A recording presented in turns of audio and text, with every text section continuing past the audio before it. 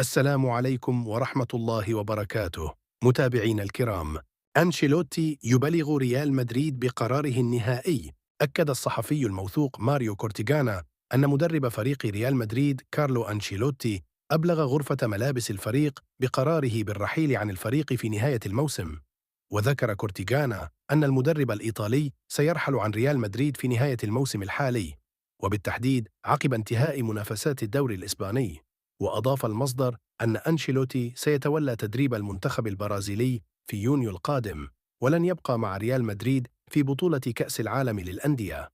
وأشار المصدر أن ريال مدريد سيعقد اجتماعات في الأيام القادمة من أجل حسم هوية المدرب الذي سيقود الفريق في مونديال الأندية.